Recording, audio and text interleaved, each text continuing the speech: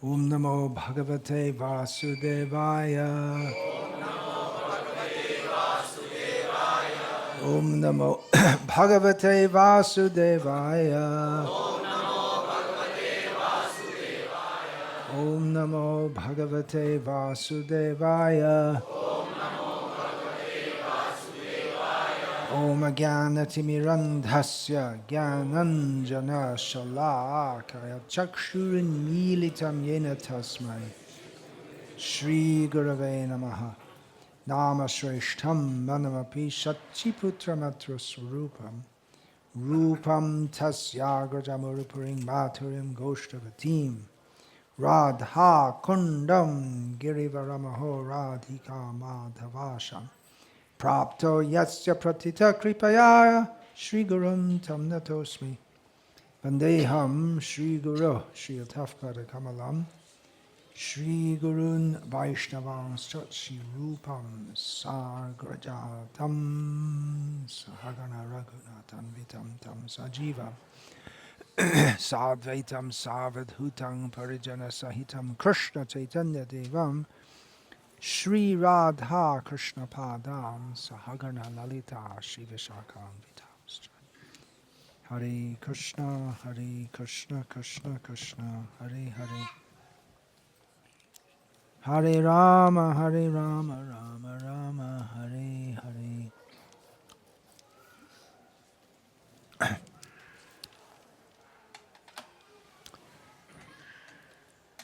How many, Hare Krishna. Hare Krishna. Awaz nahi aaye. Hare Krishna. Hare Krishna, Krishna Krishna, Hare Hare. Hare Rama, Rama Rama, Hare Hare. Hare Krishna, Krishna Krishna, Hare Hare. Hare Rama, Rama Rama, Hare Hare. Hare Krishna. Okay. So how many gurus do we have in our Vaishnava Parampara? Who can say?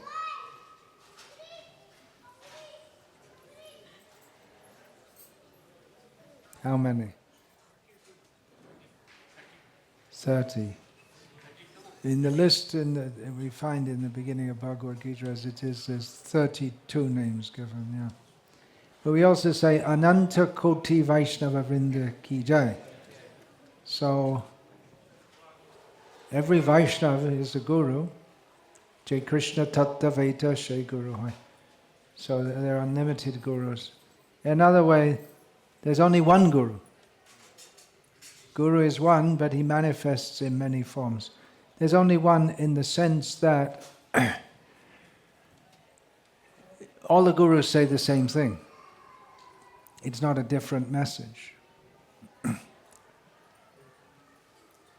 We worship Sheila Prophet. We learned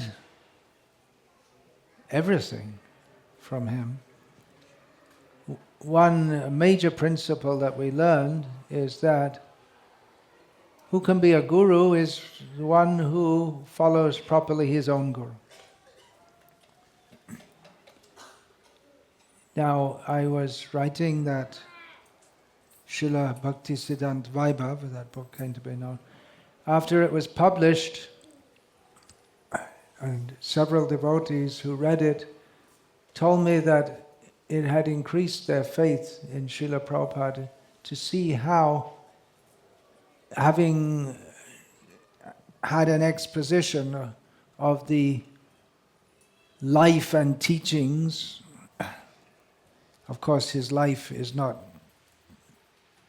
it doesn't span from 1874 to 1936. His life, he's eternal. But from our limited perspective, he could be seen in that time.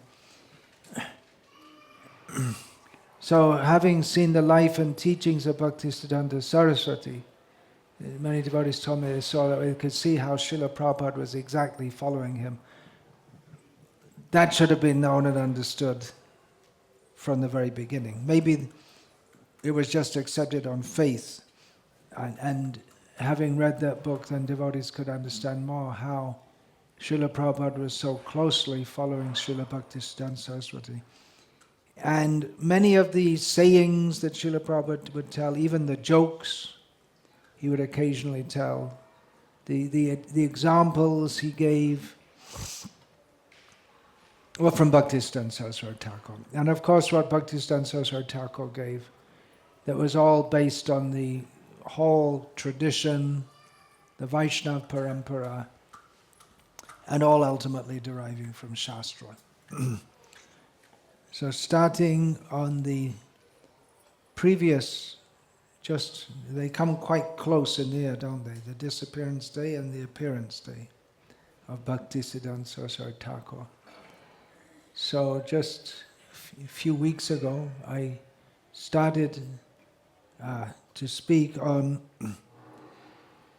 Sheila Prabhupada, our Prabhupada, because throughout the whole Gaudiya Math diaspora, all the different branches, when they say Srila Prabhupada, they mean Bhaktisiddhanta Saraswati Thakur. So our Srila Prabhupada, he often used to quote and say, my Guru Maharaj used to say, or Srila Bhaktisiddhanta Saraswati Thakur used to say. So I just started quoting some of those and explaining them a little, because after all, what is most important about a guru is what he teaches. It's not so much, or it's not at all what his physical appearance is, what his physical background is. 50 years ago in India, it could hardly be imagined that a Westerner would be a guru or a sadhu. Although actually there was one Vaishnava guru here in India even before Prabhupada went to the West. You know that? Ever heard of that? Not Vivekananda. He wasn't.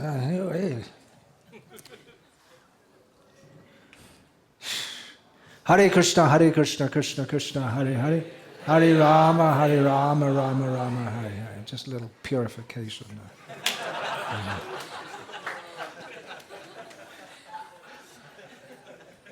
Maybe they don't understand English. Right? They thought a guru before Prabhupada. But anyway.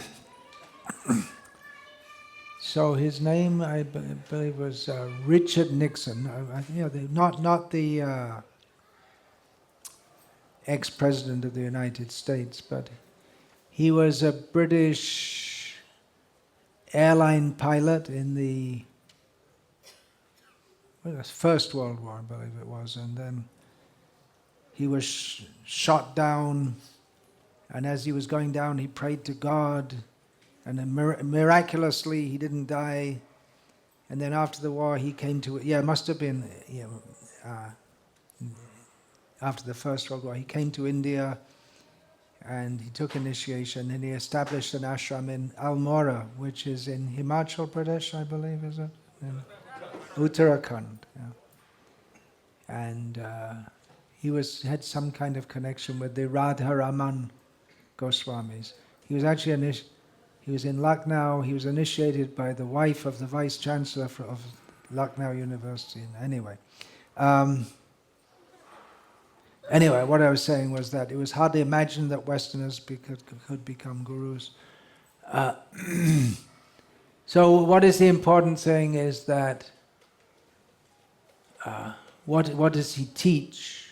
We have to hear and understand what his teachings are. It's not necessarily how many temples he's opened. How many temples did Chaitanya Mahaprabhu open? None. Gaur Kishore Das Babaji Maharaj? None.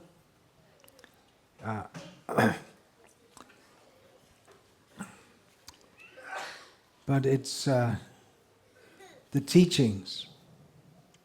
Oh, so many of these.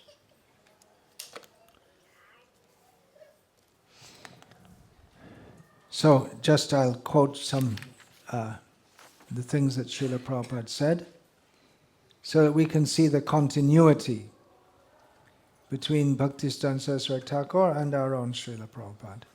Now here's one in which it might seem to see that the continuity is broken. Srila Prabhupada wrote in the Nectar of Instruction, verse 5, purport, Srila Bhaktisiddhanta Sarasvati Thakur used to say that unless one chants at least 64 rounds of japa, 100,000 names, he is considered fallen. So that might seem to be a break in the continuity, because Srila Prabhupada gave us 16 rounds to chant. But Srila Prabhupada goes on to explain after that, that in the International Society of Krishna Consciousness, we've fixed it as 16. You might know the history that when Srila Prabhupada first initiated disciples in the West, he told them to chant 64 rounds, and they could.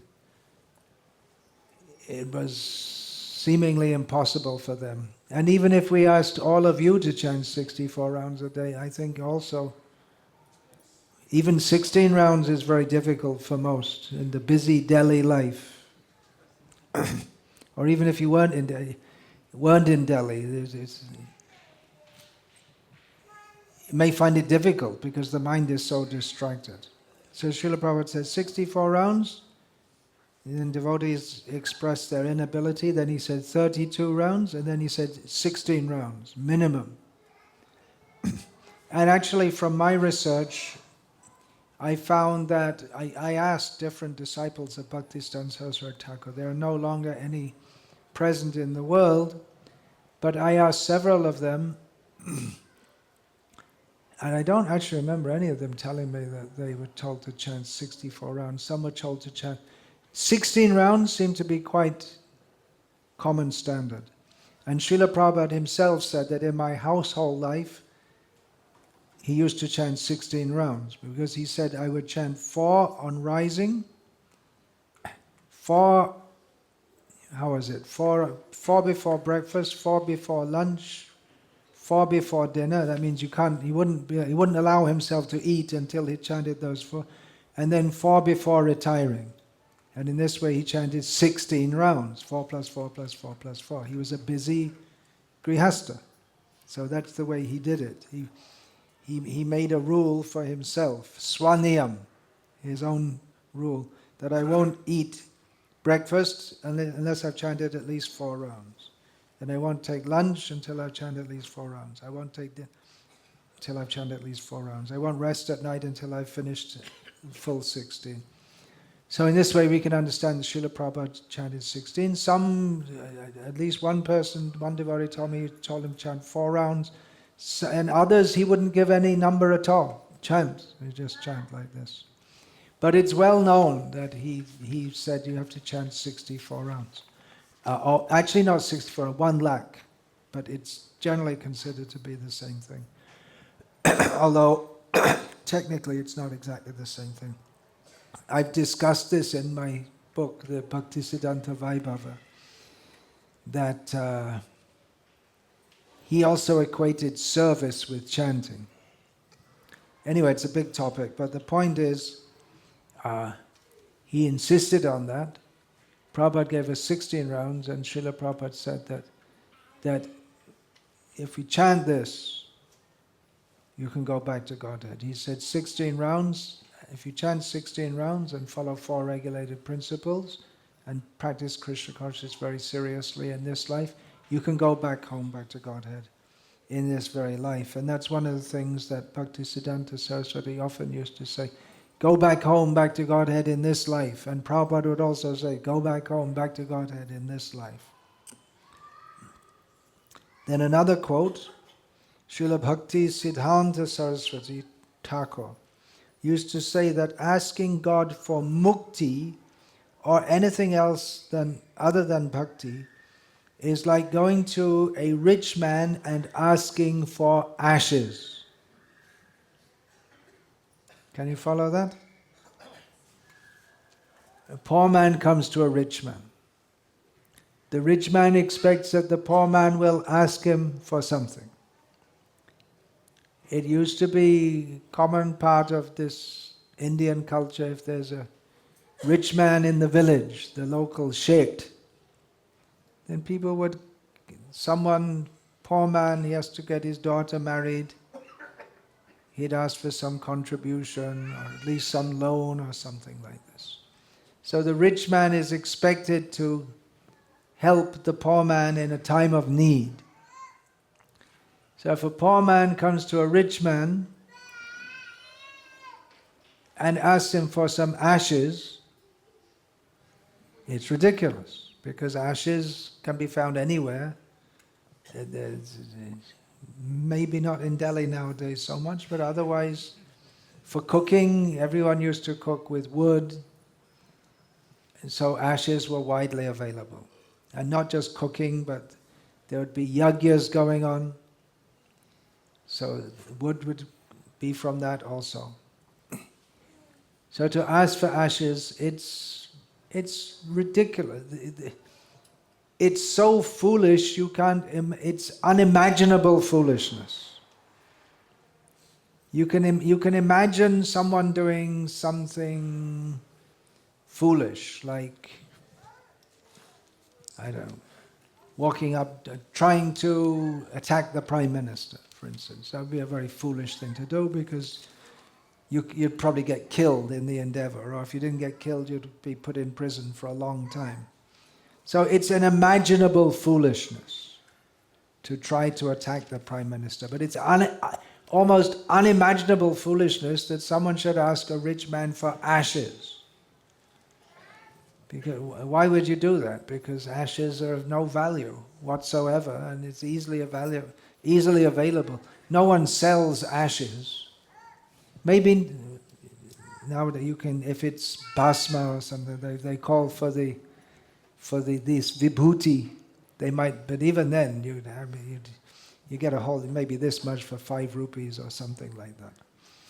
It'd be something like selling Ganga Jal, where actually the Ganga Jal, if you take the Ganga Jal at the Ganga, it has no monetary value, but because it has religious value, then when it's filtered and bottled and taken somewhere else, then it has some value, because it's been brought from one place to another, but the water itself has no monetary value. So it's an unimaginable foolishness, but then people think that, well, asking for mukti, well, that's something very big, isn't it? Or you can ask God, please, I'm so, Arto, Jignasur, Artarti, these are all people who approach God, they want something. They want, and the person who is arta, he's distressed, he wants relief from distress. In this regard, there's a story told by Bhaktisiddhanta Sarasvati, also told by Sheila Prophet, and it's an ancient example that's given of the woman going to the forest to collect wood for selling. It's not a very big, profitable business, but it's just for people in the village or the town, it's convenient for them, they don't have to go and collect it themselves. So someone brings from the forest and you make a little money like that. So she was carrying a big bundle of wood on her head, and she tripped and it fell down, and she called out, "Oh, Govinda!" in distress. So Govinda comes in front and says, "Yes, what do you want?" And, "Oh, please put this bundle of wood back on my head." "Ah, thank you, that's good. Now I can get on with my work." Similar thing, Bhaktisiddhanta Sarasvati told this, and I'm not sure if Prabhupada told this also, but in Bengal, especially in East Bengal, there are so many rivers. So much of the transport, commercial transport and passenger transport is by boat. So going downstream is very easy. Going upstream is not very easy, unless there's a strong wind and you have a sail. Otherwise you have to pull the boat upstream. The men are hired. You'll see they're very strong men. And their skin is completely black because they have to pull these boats in the hot sun. So Bhaktisiddhanta Saraswati Thakur gave the idea of a man is pulling the boat upstream. Lot of work, heavy, hard work. And underneath the path is full of stones and very uncomfortable path. No one makes a nice path for the people to pull the boat. So as he's pulling it, he's thinking, if I ever become a rich man, I'll make the path smooth. He doesn't think if I'm a rich man, then I won't have to pull the boat at all. He can't think of. For him, life means pulling boats. That's all. It might even be that the wind is blowing in his face, so he's against the jet stream or something like that. There's some word for that. So Srila Bhaktisiddhanta Saraswati Thakur would point out the foolishness of people who approach God for some relief from distress, or they want some money, or even jignasur. They're not, those who are inquisitive, they're not really interested in serving Krishna, but they just want to know something about it, just out of curiosity. So Bhaktisiddhanta Saraswati Thakur gave this example. Bhaktisiddhanta Saraswati Thakur, he always pushed up to the highest standard, pure devotional service. He didn't encourage mixed devotion. There's a lot of mixed devotion in India. We say the word bhakti. What does the average person in India think of when they say bhakti? Not anyabhilashita shunyam jnana kamadhyana vitam anukulyena krishna anushilanam bhakti ruttama. They don't think of that. They have no idea of that. That devotional service should be without any personal desire, not even the desire for mukti. They have no idea of that. But bhakti is some emotion, some sentiment directed toward Krishna or Shiva or Mataji or some so-called guru. That's what they call bhakti. And it's a feeling and you feel nice. But there's no idea, what to speak of no personal desire. There's no idea of surrender to Krishna, that you're supposed to give yourself fully. People like to hear stories of devotees. Generally it might be thought on the Vyasa Puja Bhaktisiddhanta Saraswati Thakur would tell many stories of devotees, of himself, and we like to hear them. But hearing about it and living it is a different thing. In this regard, that takes us into the next quote I'm going to give from Sheila Prophet. Srila Bhaktisiddhanta Saraswati Thakur used to say that they are like people trying to lick at a bottle of honey that is sealed closed. If one does not know how to taste honey, one begins licking at the bottle, but for one to actually taste the honey, the bottle must be opened, and the key to opening it is the devotee. So you can imagine that's another foolishness. If someone gives you a bottle of honey, and you say, take this, it's very sweet, and it tastes very good, and it's very nourishing, and you take it, and you start licking the bottle. If you give the bottle of honey and say it's very tasty, you're referring to the honey, not to the bottle.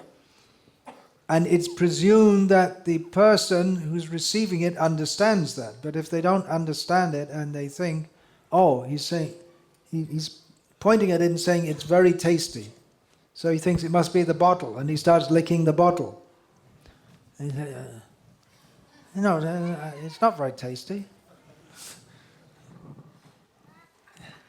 So that is something like the scholars who try to analyze bhakti.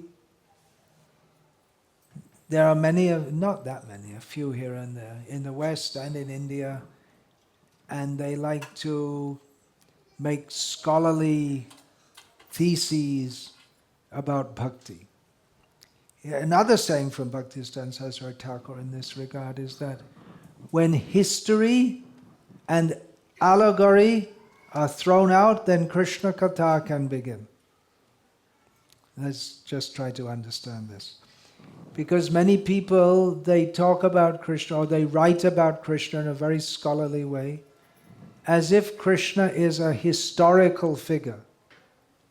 Or they write that, well, Krishna was some imagined rural god, and then that imagined rural god became cloned, or what's the word, joined up with the personality of the Vishnu, of the Rig Veda, and then they said that this rural god means just like you have in every village, there's some local Mataji, with some local Shiv, with some local name, like that. Or there's some Gramya Devata, some village god.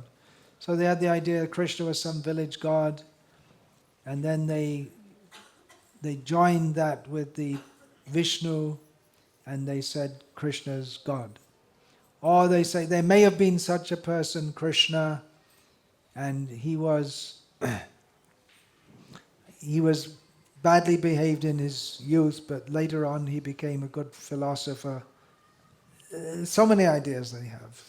They tried, or they write about the history of Vaishnavism. This happened, and that happened, and this happened, and that happened, as if the acharyas are ordinary people. Or they may say, oh, Krishna was a very great man, as if to compliment him. That, yeah, oh yes, Krishna, very great, very great. Just like Netaji Subhash Bose, or something like this. Very great figure. So they think of Krishna as a historical figure, without understanding that he is beyond time. He appears in this world, but he's not of this world. An example given in this regard, given by Bhaktisiddhanta Sarasvati Thakur, and again, when we say Bhaktisiddhanta Sarasvati Thakur, he said this and he said that, we have to understand he comes in a disciplic succession. So it's not that a guru just pops up out of nowhere and says, here I am, and I'm going to tell you something. But he has his antecedents. So Bhaktisiddhanta Sarasvati Thakur gave the example, which is again given from Shastra, that if you're sitting in a room, there's a window, you can see outside, and you see a horse goes past. So when the horse, say you're sitting here and the horse comes from this side, first you see the nose of the horse, then the horse goes trotting past, and then you see the tail, and then you don't see the horse anymore. But it doesn't mean that because you only saw the horse when he came into your vision, and then you stopped seeing him after he went out of your vision, that the horse came into existence when you started to see him, and the horse ceased to exist when he went out of your vision. So in the same way, this example can be used for various phenomena, but regarding Krishna, it doesn't mean that when he appeared in this world, he began to exist, and when he left this world, he ceased to exist. That could be said about Netaji Subhash Chandra Bose. I'm just saying his name because I said it before. He was born on such and such a date, must have been around, 1894, something like that? And he died, we're not sure when, but it would have been approximately It's unclear, but probably around 1946 or 1947, something like that. So Netaji Subhash, let's take another example when we know the dates. Mahatma Gandhi, anyone knows the dates? He was, anyway, anyone. We take their life, he's born on a certain date and finished on a certain date. So Netaji Subhash Chandra Bose didn't exist before 1894 and he ceased to exist after 1947. The Atma that was identified as Netaji Subhash Chandra Bose, that existed before and continues to exist somewhere else now. But that particular body and that particular identity only existed within that frame of time. So that personality had and that body had a beginning and an end. But Krishna isn't like that. And the acharyas are not like that also. Sheila Bhaktisiddhanta Sarasvati Thakur, about him, Sheila Prabhupada dedicated his Srimad Bhagavatam, Sheila Prabhupada's great life work. He dedicated his Srimad Bhagavatam edition, dedicated to His Divine Grace Sheila Bhaktisiddhanta Sarasvati Goswami Prabhupada. He lives forever by his divine instructions and the follower lives with him. So we cannot understand Krishna by historical analysis. That, well, maybe there was someone who lived at a certain time and this and that and they make theory. No, forget it. It's not going to work. We can't. And then when we stop the historical analysis and when we stop this allegorical attempts to explain Krishna, it's all an allegory. Krishna represents this and the gopis represent that and Arjuna, what is this? The five Pandavas represent the five senses. And so on and so on. It's all allegory. Forget it. Krishna is not an allegory. Krishna is reality. So Bhaktisiddhanta Saraswati Thakur would say that when we reject history and allegory, then Krishna Katha can begin. Then we can actually begin to understand Krishna. So the same thing, licking the bottle of honey from the outside. I sometimes feel very sorry for these, I should feel sorry all the time for these scholars. There are some very good scholars from the point of view of scholarship. They're very good scholars and they've studied Krishna and some of them study ISKCON, but they don't commit themselves to Krishna. It's just their object of study. Some people may study Jainism, that's a very big category, but someone may study has anyone here done a PhD? Any PhD? What was your PhD on? Medical biochemistry. It must have been a lot more specific than that. Specifically? Multivalent vaccines. Multivalent. That's the title of your PhD thesis? Pretty much, okay. It gets pretty specialized. If you want to study microbiology, is a big field, and then you come to vaccinology, microbiology, vaccinology, multivalent vaccines. Does anyone here, apart from you, have any idea what a multivalent vaccine is?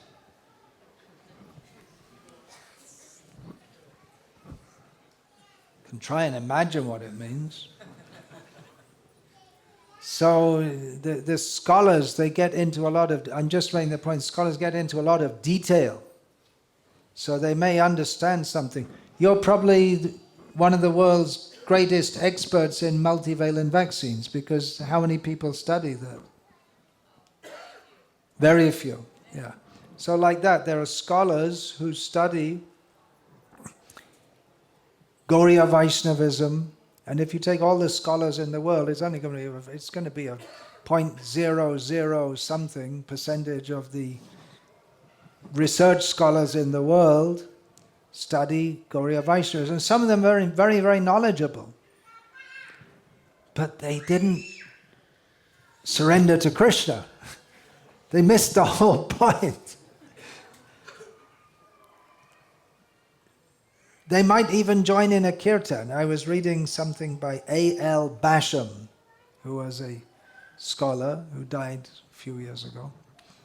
And he recounted how once in Calcutta he joined, there was a kirtan going on, this is in the 1960s I believe, even before Sheila Prophet had gone to the West. There was a kirtan going on at Shelda station, and I joined in it, and I just forgot myself and I became absorbed in it. But then after the kirtan, he came back to his usual scholarly consciousness. And he, instead of thinking, oh, Krishna's mercy on me, now let me do kirtan for the rest of my life, he thought, oh, that's something interesting, I'll write about that. It's something else for my scholarship. I don't want to put him down in particular because he wrote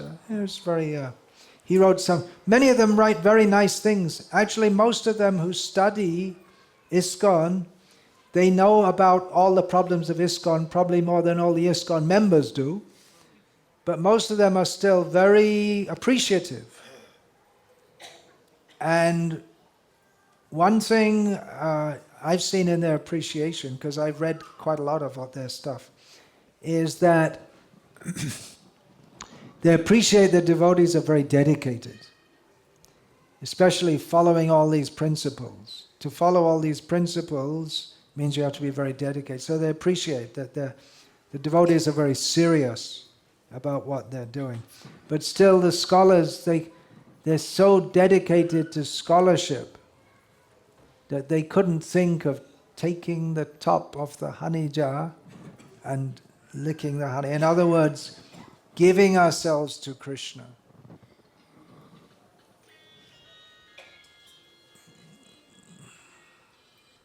Yeah. Giving ourselves to Krishna.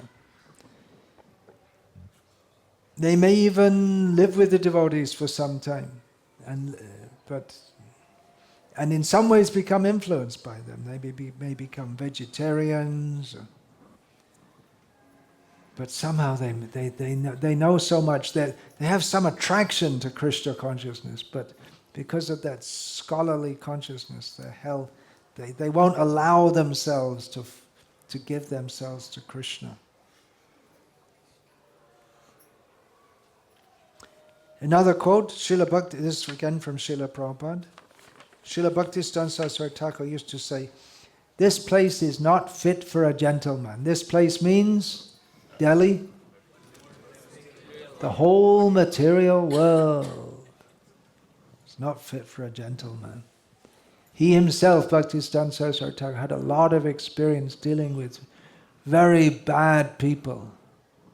A lot of very bad people he had to deal with. People tried to kill him. Developing Mayapur, obstruction he faced at every step. Dealing with servants who are thieves and Brahmins who are called for worshipping the deities, who are thieves and corrupt and very bad people. People making false cases and bringing false witnesses. And so many bad things. His only endeavor was to speak the truth. And for that, he was treated very, very badly by so many people. So he had experience. Philosophically, we can understand. He had experience. Sheila Prophet also wrote about that in his Vrindavani Bhajan. You might have seen that poem that Sheila Prophet wrote while he was living in Vrindavan alone.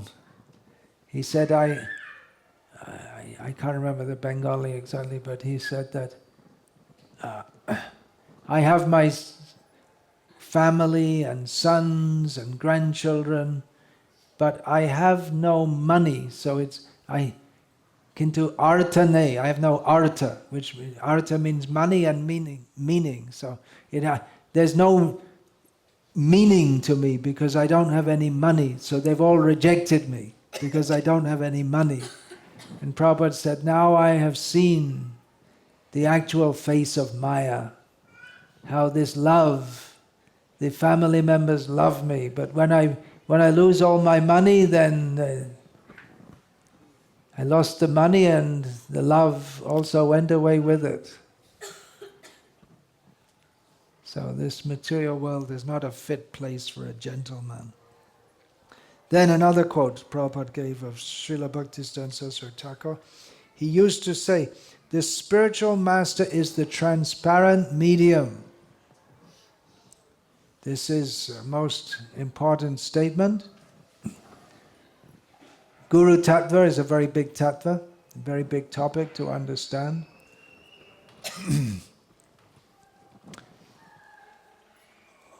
What qualifies one to be a guru? Spiritual guru. The same message. You just bring the same, what you've heard, you transmit it to others. Transparently. Transparently means we don't bring our own motives, misconceptions, Kam, Krodh, Lobh, Moha, Mada, Matsarya. We don't put that in the way. We just give the same message. The same thing comes through, generation after generation. And if we insert something of our own idea, then the transparency becomes compromised. Just like if you have a window and it's very clean and then a little dust comes on it, then you can't see so clearly. If more dust comes on it, you can see less clearly. And if a lot of dust comes on it, then hardly any light will come through at all. So transparent medium. The spiritual master is a transparent medium. Then another saying about the guru that Sheila Prophet quoted from Bhaktisiddhanta Sarasvati. Prabhupada said that Srila Bhaktisiddhanta Sarasvati Thakur used to say that you have to select a spiritual master not by seeing but by your ear, by hearing. And you don't select a spiritual master who has got very good hair or a beard or a beautiful feature. He is very nice, good looking. No, you must hear. Now, this is, again, a very important statement. Everything that the gurus say, Bhaktisiddhanta Saraswati Thakur said, everything Prabhupada said, it's all very important. What they say, it's not so important what they look like. Many people like to come to get darshan of a sadhu or a guru. It's a very good part of Vedic culture. But they should know that the real way to see is by hearing. That is stated in the Srimad Bhagavatam. The Shutikshana Pata. That seeing is by hearing. Seeing is by hearing. An example we can understand is an example I've given many times. Now, you all know what an electron is. Maybe you forgot because it was a long time since you studied at school. It's a subatomic particle. Negatively charged subatomic particle. Okay. So you can understand. You can study more and more about electrons. Right? Okay, everyone's happy with that? No objections? How many of you have seen an electron? Anyone? PhD, Wally?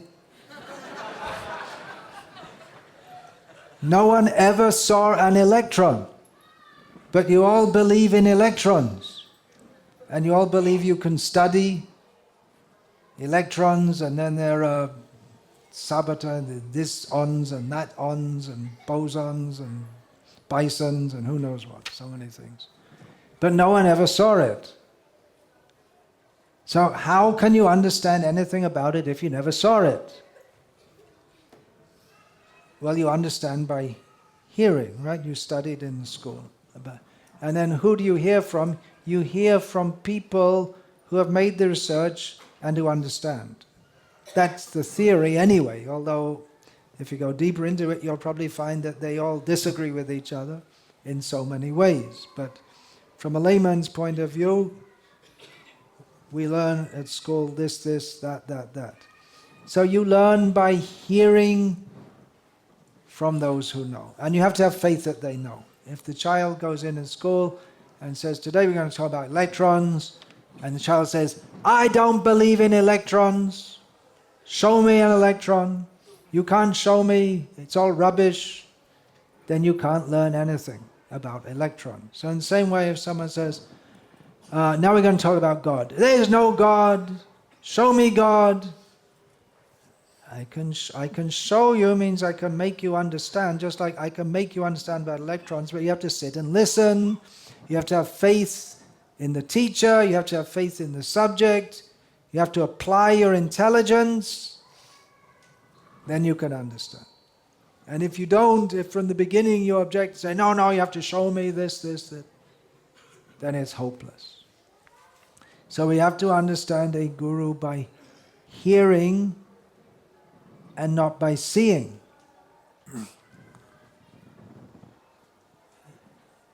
Sheila Prabhupada, when he came to the Western world, he wrote that poem that he had hope that the Western people, even though they're so much covered by the lower modes of nature, Rajogun, Tamagun, what did he say in his poem? That by chanting Hare Krishna, they'll be purified. Did he write that? What did he say? When they hear the message of Bhagavatam, then they can be purified. Interesting, isn't it? Because he did give the holy name, undoubtedly. And people did come by being attracted by the holy name, but Srila Prabhupada stressed that by hearing, Tato Rajastamo Bhava Kama Labha, these lower modes of nature would be overcome. So you have to understand by hearing. This is a principle we should stress within our ISKCON also, because at least what I see, most of the devotees, they take a guru not by hearing, but just by custom. Everyone's initiated by this guy. I'll also be initiated. But you're supposed to hear. And it says select a spiritual master. That means also one's supposed to apply one's intelligence. It's a very sentimental thing in Hindu culture. You're guru, and then you feel something, and then you become you get initiation or something. But you're actually supposed to apply your intelligence and hear. And if you can have faith in what they say, then you may approach them to surrender. Not by looking, not by seeing, but by hearing. So hearing means the message of Shastra. Guru speaks the message of Shastra. I'll just do one more now and finish this session. Srila Prabhupada quoted Bhaktisiddhanta Sarasvati Thakur on having children. How many children did Bhaktisiddhanta Sarasvati Thakur have? He was a Naishtik Brahmachari. So he had no children. Spiritually he had so many children, with the grandchildren and great-grandchildren. But physically he had no children. But he wasn't against the principle of having children. But he said, if I could produce really Krishna-conscious children, I would have sex 100 times. This is from a Naishtik brahmachari. He never had any girlfriends. That culture wasn't going on in India anyway at that time. At least not openly. There might have been a little bit secretly, but it was considered very bad. Even a few years ago in India it was considered very bad. But he said, I would have sex 100 times, but why should I have sex just to produce cats and dogs? He's a very strong personality, Bhaktisiddhanta Sarasvati Thakur. That if you can produce Krishna conscious children, then yes, produce many, bring many. There are many souls waiting who want to take up Krishna consciousness. There may be so many who had darshan of Sheila Prophet and were attracted, and now they've passed away, and they want to come back and be serious, but they need facility for that. So that's one service of Grihastha devotees, to give birth, to give opportunity to souls who want to be in Krishna consciousness. But to produce children like cats and dogs. How do cats and dogs create other children? Just simply out of lust. And they give birth to cats and dogs, who simply exist. There's no philosophy. It's impossible for cats and dogs to have any understanding. They're just animals, that's all. Just animals. So human beings, if they don't have any higher quest, then ahara nidra bhaya maitunam cha samanya meta pashubhe naranam dharmo hitesham adhiko vishesham dharmena hina pashubhe naranam. Eating, sleeping, mating and defending, animals do, and humans do. What's the difference between a human and an animal? An animal can practice dharma. So, simple arithmetic, A plus B equals C. That means animal plus dharma equals human. So, C minus B equals A. Human minus dharma equals animal. Hare Krishna. There are more, but I'll finish for now, unless anyone has any question about this. There are so many things. Actually, if you can see this Bhaktisiddhanta Vaibhava, that's, a lot of, there's a lot. If you have many questions, you can get many answers in there.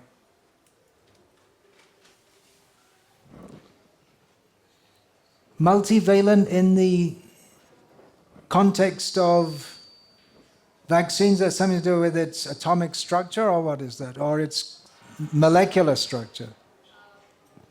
Difficult to explain to a layman. It's simple English. We need, for every disease, if we need to be vaccinated, we need a vaccine for this and that. Oh, I see. So it's like a multi-vaccine, is it? Yeah, by putting in several components in one formulation. Did you discover any? Well, I found out that it's impossible. Aha. Okay, that's interesting. And another attempt was to single shot instead of getting poked now, a month later, 6 months later, 2 years later. How about just pricking once? Yeah. Be done with it. I found out it's impossible. Okay, thank you. Still, people are publishing papers on it because scientists are the biggest crooks. Yeah, okay. Well, I didn't learn anything when you said that.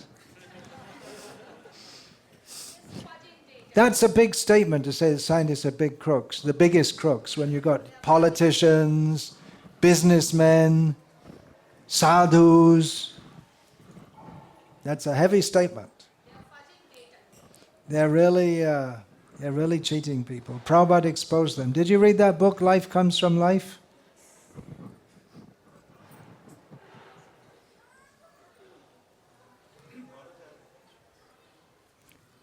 Okay, now I have a little bit of science for all of you, which I often do. Okay, you all ready for science? Okay. Little bit of science here. This is a watch. It's a little bit unusual because it only has one strap, but that's convenient for me. Okay, now where did this watch come from? Anyone knows?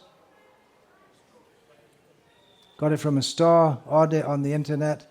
Friends, I have to tell you, I was sitting in a garden one day and there was an explosion at the end of the garden. I went there and found a watch created by an explosion. This, friends, is called science. Don't laugh. Okay, any question? Not possible? You must, what do they call that? Bad science. Bad science. They call it bad science. If you don't agree with us, it's bad science. We have pages and pages of calculations to show it, and you can't understand it.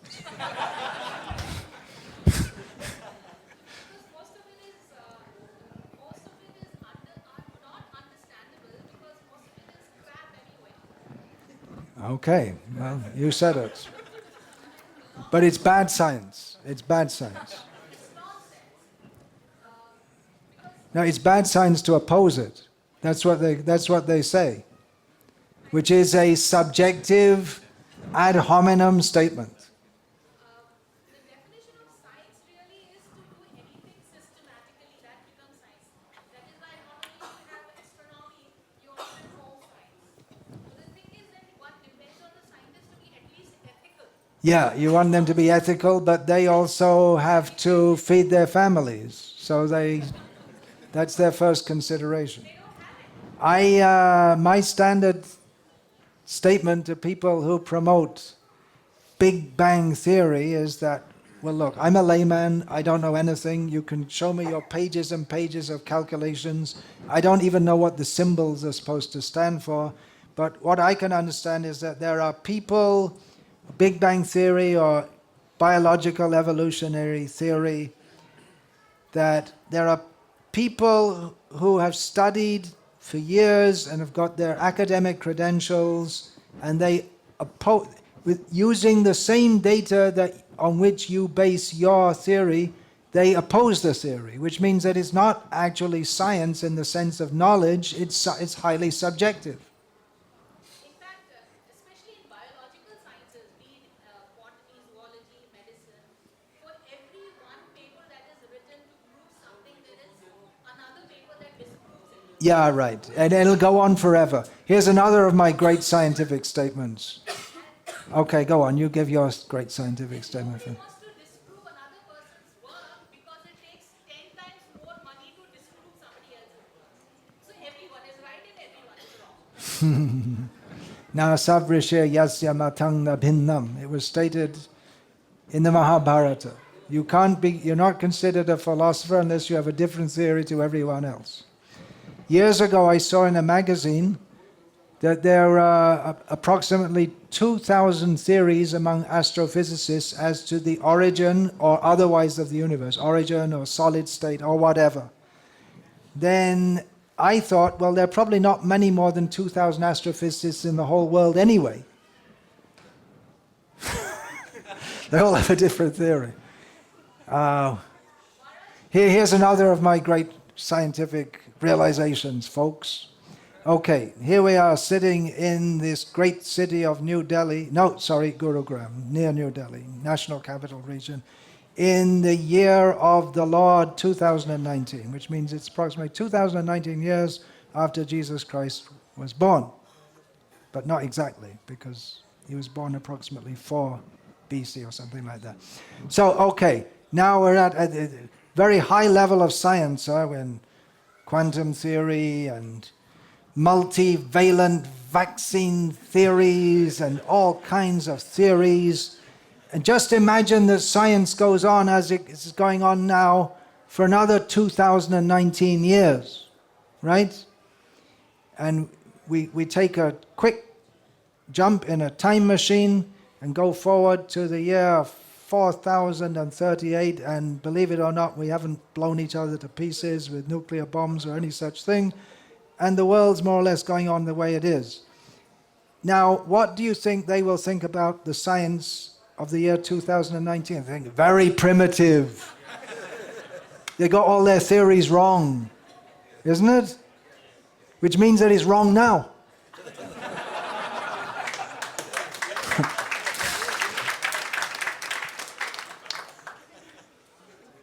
Anyone want to stand up for science here?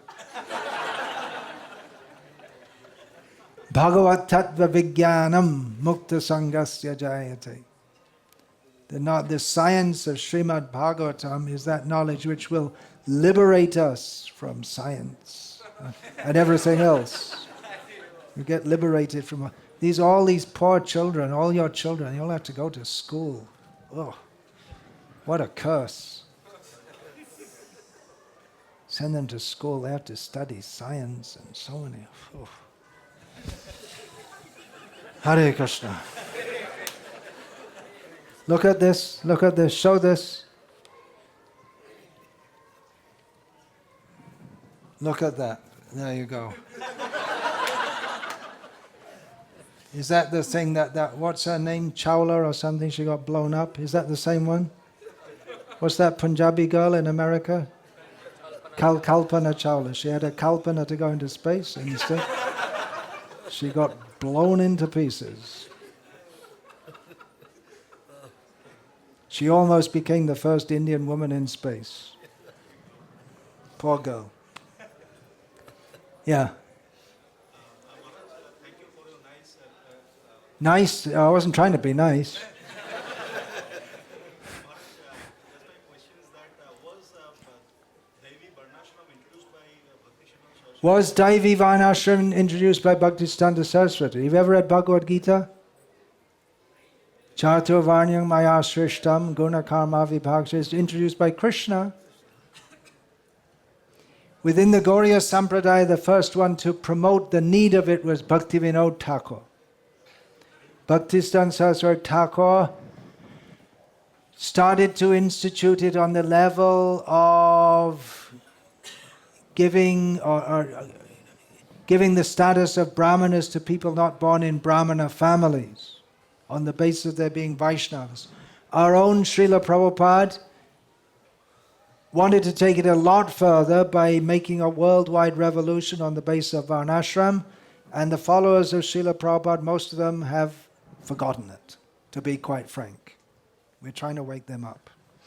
But it's one of the great missions of Prabhupada, which is there in his books, his letters, but somehow or other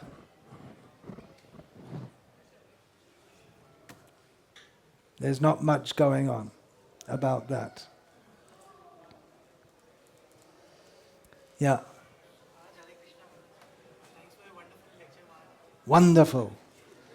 That's what they say about every lecture. Isn't it?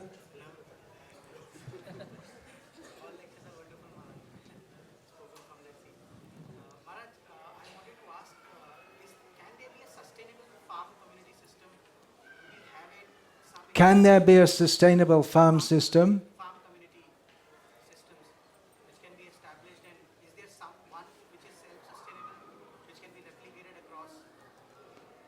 Do you mean to say, is there any community which can, is there any model community going on right now? Is that what you're saying? Self-sustainable. That's a big question, because totally self-sustainable, I don't think there's ever been any farm community like that ever in existence, because there's always some interaction with the outside world. For instance, on a farm, you're not likely to produce cooking pots. You may have to get that from outside, or salt, or certain spices, or gold. But maybe we should have the term economically viable. Producing almost everything you need for your daily use. Is there such a community? Not that I know of, but work is going on. We have some communities. There's some devotees in Gujarat have made one community. It's time for it, isn't it? With Delhi and the whole area. So Delhi is famous as the rape capital of the world, which is nonsense because it's not anyway, that's another question. But that's factually it appears to be the most polluted city in the world. So it's time to get out, go to the farm. You're a young man. You can do it. Go to the farm. Live simply, peacefully, chant Hare Krishna. But you have to give up sense gratification. No AC. No electric fans. You have created eco-village in Gujarat. Eco-village. Eco-village, no, we don't call it eco-village. We don't call it eco-village. Eco-village is in Maharashtra, Wada, what they call eco-village. We don't call it eco-village. We're not particularly trying to impress the fashionable eco crowd. We're just trying to grow some food and chant Hare Krishna. Please Krishna.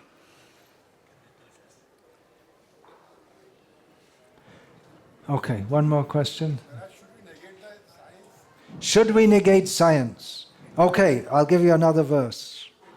You know the Bhaktivedanta Institute? Have you heard of that? Prabhupada started that to scientists to preach among scientists. So Sheila Prophet gave us the motto of the Bhaktivedanta Institute, a verse from the Srimad Bhagavatam. Can you get that out? Someone can get it on their iPad or iPod or whatever you have. Technology. Idang hi pungsas tapasas shutasya vasvishtasya suktasya ta buddhidatayo ho. Avichutarto kavibyeni rupita yadutama shloka gunanuvarnanam. Can you please find it? Idang hi pungsas. It's from the first canto of the Bhagavatam. Is it the 4th chapter? Narad's instructions to Vyasadeva. 4th or 5th chapter. Learned circles, the translation begins like this. Learned circles have positively concluded.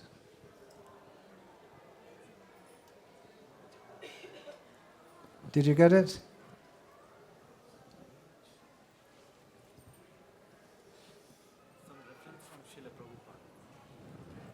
Anyway, this verse.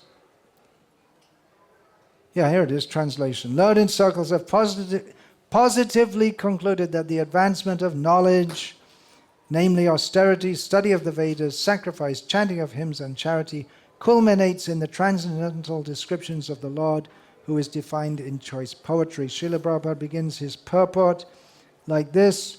Human intellect is developed for advancement of learning in art, science, philosophy, physics, chemistry, psychology, economics, politics, etc. How do you get this thing to come back? Anyway, you get the idea. So Srila Prabhupada said we don't have anything against science per se, but they should not use it to try to deny the existence of God. If they can, the perfection of science is by science to show the existence of God. Yeah. So we're not against science, but we're against the misuse of science. On the other hand, all this scientific development, it's not really needed. Just like you can study and try to produce some superior breed of cow or something, or some new kind of feed to feed the cow. Otherwise, you just feed the cow grass and let them go on. But there's so much, that's a good example actually, because so much research has gone into agrobiology and getting different types of feed, breeding different kinds. And what have we got? We've got all kinds of food now, which is very poisonous, and the cows, they're just seen as economic objects. So, there's really no need. But if we see the ancient Vedic culture, it was highly developed scientifically. There was surgery, flight, the word Viman. I just flew yesterday on Bangladesh Biman airline. Biman. It's the same word. There's so many sciences are there. But it's all linked with the Vedic culture, which is aimed at understanding Krishna ultimately. So science is there, but it's this atheistic science is very misleading. So shall we finish there? Hare Krishna. All glories to Sheila Bhaktisiddhanta Sarasvati. All glories to Sheila Prophet. Hare Krishna.